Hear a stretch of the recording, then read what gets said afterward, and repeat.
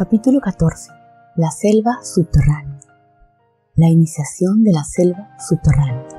La doncella manca. Si un cuento es la semilla, nosotros somos su tierra. El simple hecho de escuchar el cuento nos permite vivirlo como si fuéramos la heroína que, al final, sufre un tropiezo o alcanza la victoria. Si nos cuentan una fábula de una loba, nos pasamos algún tiempo vagando por ahí y sabiendo las cosas que sabe una loba. Si el cuento gira en torno a una paloma que al final encuentra a sus crías, sentimos durante algún tiempo que algo se mueve detrás de nuestro pecho cubierto de plumas. Si el cuento se refiere a la perla sagrada que se arranca de las garras del 9º dragón, al término del relato nos sentimos agotadas y rebosantes de satisfacción. El solo hecho de escuchar la narración de un cuento nos llena de auténtica sabiduría. Es lo que los junguianos llaman la participación mística, un término forjado por el antropólogo Levi Bruhl en referencia a una relación en la que una persona no puede establecer ninguna distinción entre sí misma y el objeto que contempla. Los freudianos lo llaman identificación proyectiva. Los antropólogos la denominan a veces magia comprensiva. Todas estas denominaciones se refieren a la capacidad de la mente de separarse transitoriamente de su ego y fundirse con otra realidad, es decir, otra manera de entender, otra forma de comprensión. Para las sanadoras de mi herencia significa la experimentación y el aprendizaje de ideas por medio de un estado mental orante o extraordinario y la aplicación de las percepciones y los conocimientos adquiridos en tales circunstancias a la realidad consensual. El cuento de la doncella manca es muy curioso y en sus distintas capas se pueden distinguir las huellas de las antiguas religiones nocturnas. El cuento está estructurado de tal manera que las oyentes participan en las pruebas de resistencia a que se somete la heroína, pues es tal su amplitud que se tarda mucho rato en contarlo y más rato todavía en asimilarlo. Por regla general, lo cuento en 7 noches y a veces, según el tipo de oyentes, en 7 semanas y ocasionalmente en 7 meses, dedicando una noche, una semana o un mes a cada tarea del cuento y con razón. El cuento nos conduce a un mundo que se encuentra más allá de las raíces de los árboles. Desde esa perspectiva vemos que la doncella manca ofrece material suficiente para todo el proceso vital de una mujer. Gira en buena parte en torno a los viajes de la psique de una mujer. A diferencia de otros relatos que hemos examinado en este libro, en los que se nos narra una actividad determinada o un aprendizaje determinado que se produce a lo largo de unos días o unas semanas, la doncella manca abarca un viaje de muchos años de duración, el viaje de toda la vida de una mujer. Por consiguiente, se trata de algo muy especial, por lo que un buen ritmo para asimilarlo consiste en sentarnos a leerlo con nuestra musa, estudiando sus distintos componentes a lo largo de un prolongado periodo de tiempo. La doncella manca trata de la iniciación de las mujeres en la selva subterránea por medio del rito de la resistencia. La palabra resistencia puede interpretarse como la capacidad de seguir adelante sin desmayo y, aunque ello constituye a veces una parte de las tareas que se ocultan detrás del cuento, el término significa también endurecimiento, robustecimiento y fortalecimiento, y esta es la principal fuerza propulsora del cuento y el rasgo generativo de la larga vida psíquica de una mujer. No seguimos adelante porque sí, la resistencia significa que estamos haciendo algo importante. La enseñanza de la resistencia se produce en toda la naturaleza. Cuando nacen los lobeznos, las almohadillas de sus arpas son tan suaves como la arcilla y solo se endurecen gracias a los paseos, vagabundeos y caminatas que les obligan a ser sus progenitores. De esta manera pueden encaramarse y saltar sobre la afilada grava, las polizantes ortigas e incluso los vidrios rotos sin lastimarse. He visto a madres lobas sumergir a sus cachorros en las corrientes más frías que se pueda imaginar, correr hasta casi derrengar y agotar al cachorro y seguir corriendo a pesar de todo. Lo hacen para fortalecer a su dulce y pequeña criatura, para aumentar su vigor y su elasticidad. En la mitología, la enseñanza de la resistencia es uno de los ritos de la gran madre salvaje, el arquetipo de la mujer salvaje. Es su eterno ritual para fortalecer a sus crías. Es ella la que nos fortalece y nos hace poderosas y resistentes. Pero, ¿dónde tiene lugar este aprendizaje? ¿Dónde se adquieren estas cualidades?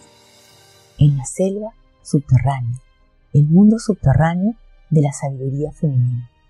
Es un mundo salvaje que se encuentra debajo de debajo del mundo percibido por el ego. Durante nuestra estancia allí se nos infunde el lenguaje y la sabiduría instintiva.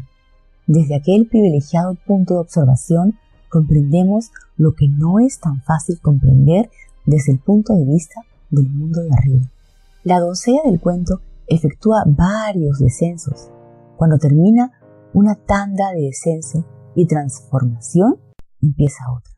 Todas las tandas alquímicas se completan con una nígrede, una pérdida, un arruguedo, un sacrificio y una albedo, una iluminación, una detrás de otra. El rey y la madre del rey tienen una tanda cada uno. Todos estos descensos y estas pérdidas, estos hallazgos y fortalecimientos representan la iniciación a lo largo de toda la vida de la mujer en la renovación de lo salvaje. En distintas partes del mundo, la doncella manca se llama Manos de Plata, la novia manca y el vergel. Los folcloristas han tratado más de 100 versiones del relato. El núcleo de la versión literaria que yo reproduzco aquí me lo proporcionó mi tía Magdalena, una de las grandes trabajadoras del campo y la granja de mi infancia. Otras variaciones circulan por toda la Europa oriental y central, pero en realidad la profunda experiencia femenina que se oculta detrás del cuento está en cualquier lugar donde se siente el anhelo de la mujer salvaje. Mi tía Magdalena tenía una manera muy taimada de narrar cuentos. Pillaba a sus oyentes desprevenidos, empezando a contar un cuento de hadas con un «eso ocurrió hace 10 años», y entonces contaba una historia de la época medieval, con sus caballeros, sus fosos de castillo y demás. O decía «había una vez, justo la semana pasada», y soltaba un cuento de la época en que los seres humanos aún iban desnudos. He aquí, por tanto, la antigua o moderna doncella manca. La doncella manca. Había una vez, hace unos días, el hombre que vivía camino abajo aún poseía una enorme piedra que molía el trigo de los aldeanos y lo convertía en harina. El molinero estaba pasando por una mala época, pues solo le quedaba la áspera y enorme muela que guardaba en un cobertizo y un precioso manzano florido que crecía detrás de éste. Un día en que se fue al bosque con su hacha de plateado filo para cortar leña, apareció un extraño viejo de detrás de un árbol. «No hace falta que te atormentes cortando leña», graznó el viejo. «Te cubriré de riquezas si me das lo que hay detrás de tu molino». ¿Y qué otra cosa hay detrás de mi molino sino el manzano florido?», se preguntó el molinero, que aceptó el trato del viejo. «Dentro de 3 años vendré a llevarme lo que es mío», dijo el forastero, soltando una carcajada mientras se alejaba renqueando entre los árboles.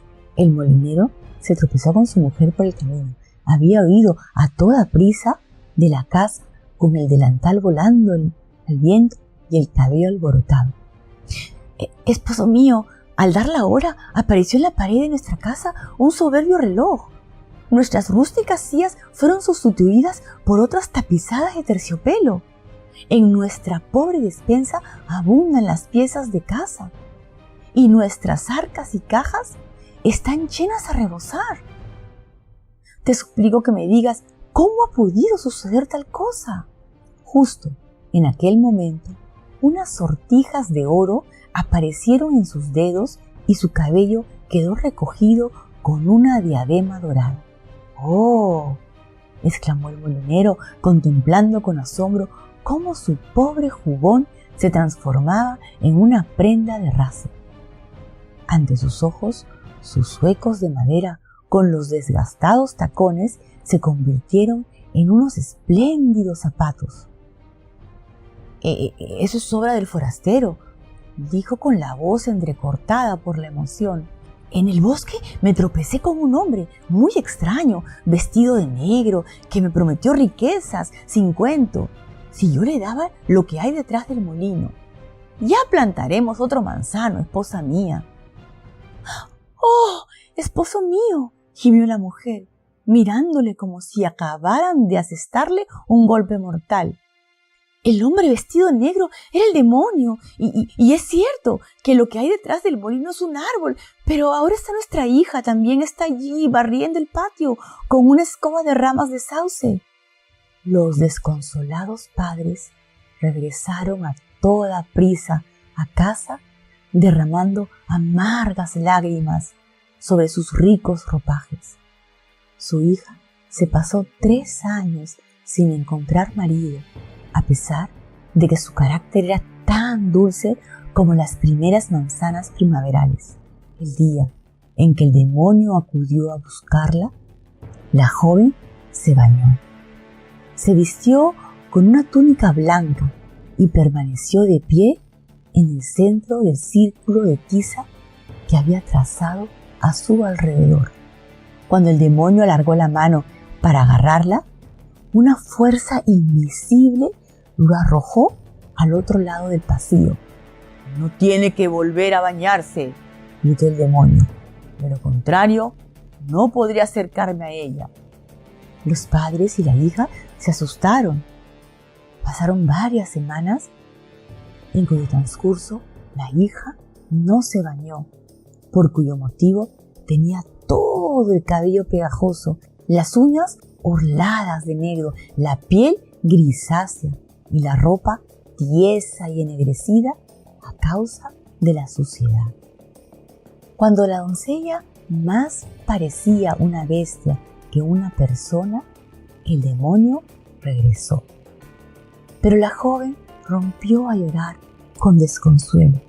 Las lágrimas se filtraron a través de sus dedos y le bajaron por los brazos hasta tal extremo que sus mugrientos brazos y sus manos quedaron tan blancos y limpios como la nieve.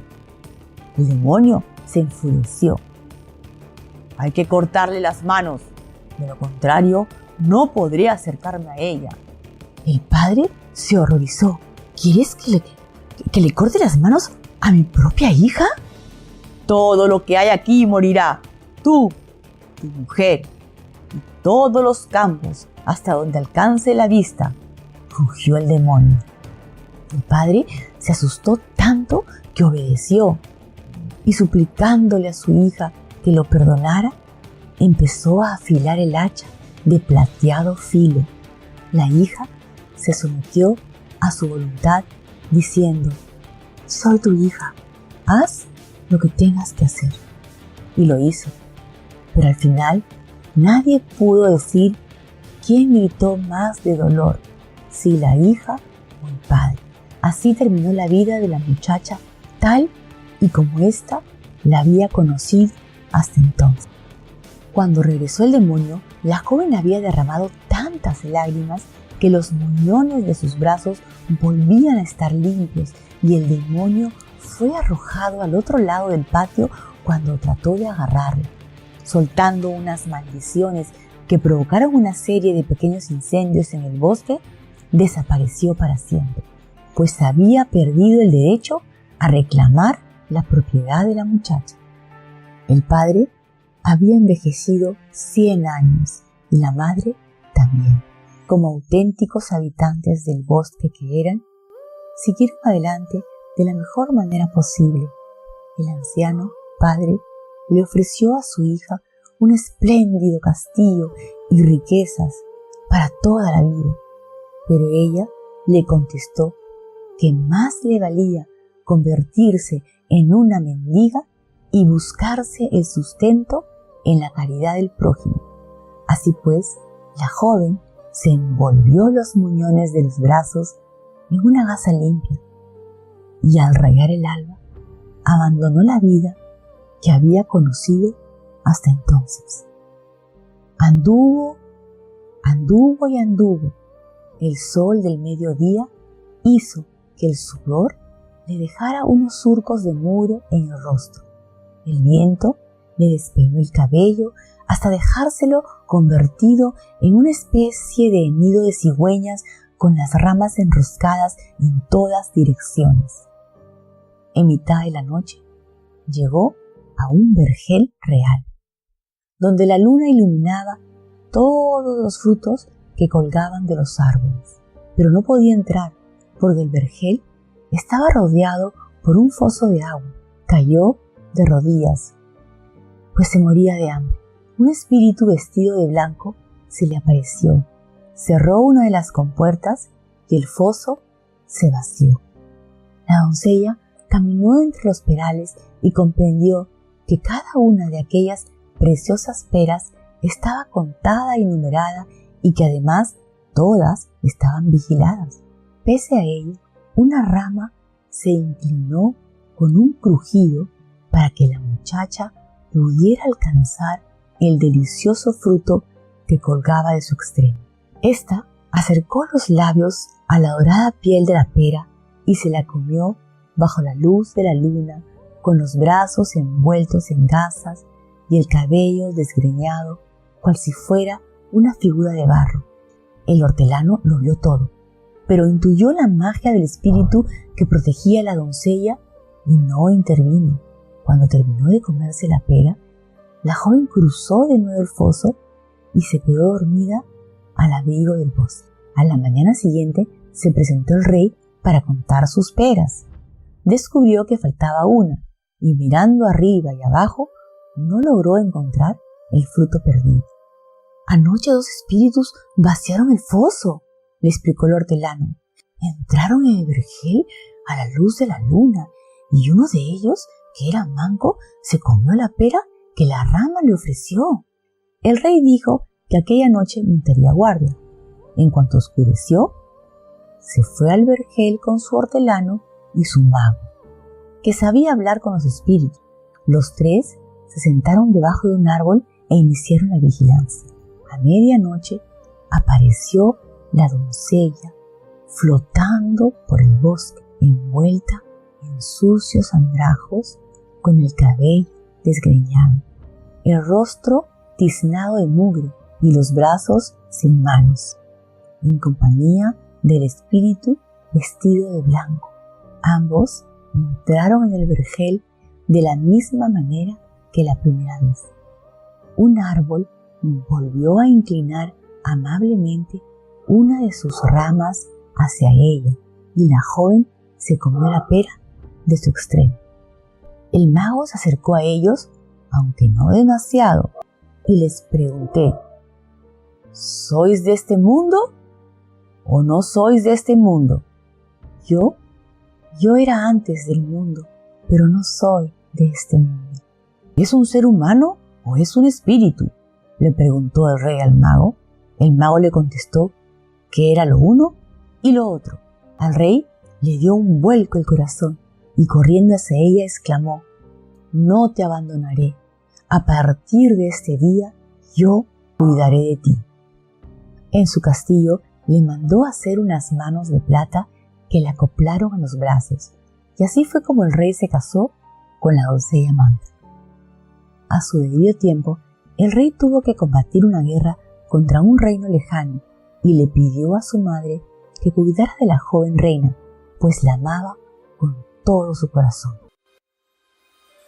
Si da a luz un hijo, envíame inmediatamente un mensaje. La joven reina dio a luz a una preciosa criatura y la madre del rey envió un mensajero al soberano para comunicarle la buena nueva. Pero, por el camino, el mensajero se cansó y al llegar a un río se sintió cada vez más somnoliento hasta que al final se quedó completamente dormido a la orilla de la corriente. El demonio apareció por detrás de un árbol y cambió el mensaje por otro en el que se decía que la reina había dado a luz una criatura que era medio persona y medio perro. El rey se horrorizó al leer el mensaje, pero envió un mensaje de respuesta en el que transmitía su amor a la reina y ordenaba que cuidaran de ella en aquella terrible prueba. El muchacho que llevaba el mensaje llegó nuevamente al río y sintiéndose tan pesado como si hubiera participado en un festín, no tardó en volver a quedarse dormido a la orilla del agua. Entonces apareció de nuevo el demonio y cambió el mensaje a la orilla del agua, por otro que decía: matad a la reina y a la criatura. La anciana madre se turbó ante la orden de su hijo y envió a otro mensajero para confirmarla. Los mensajeros fueron y vinieron. Todos ellos se quedaron dormidos junto al río y el demonio fue cambiando sus mensajes por otros cada vez más terribles hasta llegar al último que decía: conservad los ojos y la lengua de la reina como prueba de su muerte. La anciana madre no pudo soportar la idea de matar a la joven y dulce reina. En su lugar, sacrificó una paloma, le arrancó los ojos y la lengua y los guardó. Después, ayudó a la joven reina a sujetarse a la criatura al pecho, la cubrió con un velo y le dijo que huyera para salvar su vida. Ambas mujeres lloraron y se despidieron con un beso. La joven reina anduvo hasta llegar al bosque más grande y frondoso que jamás en su vida hubiera visto. Lo recorrió en todas direcciones tratando de encontrar un camino. Cuando ya estaba oscureciendo, se le apareció el espíritu vestido de blanco y la guió hasta una humilde posada que regentaban unos bondadosos habitantes del bosque. Otra doncella vestida de blanco la acompañó al interior de la posada y la llamó por su nombre. La criatura fue depositada en una cuna. ¿Cómo sabes que soy una reina?, le preguntó la doncella manca. Nosotros, los que vivimos en el bosque, sabemos estas cosas. Ahora descansa. La reina permaneció 7 años en la posada, viviendo feliz con su hijo. Poco a poco le volvieron a crecer las manos, primero como las de una criatura, tan sonrosadas como una perla, después como las de una niña y finalmente como las de una mujer. Entretanto, el rey regresó de la guerra y su anciana madre le preguntó, mostrándole los ojos y la lengua de la paloma: ¿por qué me hiciste matar a 2 inocentes? Al enterarse de la horrible historia, el rey se tambaleó y lloró con desconsuelo. Al ver su dolor, su madre le dijo que aquellos eran los ojos y la lengua de una paloma y que había enviado a la reina y a la criatura al bosque. El rey juró que no comería ni bebería y viajaría hasta los confines del mundo para encontrarlos. Se pasó 7 años buscando. Las manos se le ennegrecieron, la barba se le llenó de pardo moho como el musgo y se le resecaron los enrojecidos ojos. Durante todo aquel tiempo no comió ni bebió, pero una fuerza superior a él lo ayudaba a vivir. Al final llegó a la posada que regentaban los habitantes del bosque. La mujer vestida de blanco lo invitó a entrar y él se acostó, pues estaba muy cansado. La mujer le cubrió el rostro con un velo y él se quedó dormido. Mientras permanecía sumido en un profundo sueño, su respiración hinchó el velo y, poco a poco, éste le resbaló del rostro. Al despertar, vio a una hermosa mujer y a un precioso niño mirándole. «Soy tu esposa y este es tu hijo», dijo la mujer. El rey quería creerlo, pero vio que la mujer tenía manos. «Gracias a mi esfuerzo y a mis desvelos, me han vuelto a crecer las manos», añadió la joven. La mujer vestida de blanco sacó las manos de plata del arca donde éstas se guardaban como un tesoro. El rey se levantó, abrazó a su esposa y a su hijo, y aquel día hubo gran júbilo en el bosque. Todos los espíritus y los moradores de la posada celebraron un espléndido festín. Después, el rey, la reina y el niño regresaron junto a la anciana madre. Celebraron una segunda boda y tuvieron muchos hijos, todos los cuales contaron la historia a otros 100, que a su vez la contaron a otros 100, de la misma manera que tú eres una de las otras 100 personas a quienes yo le estoy contando.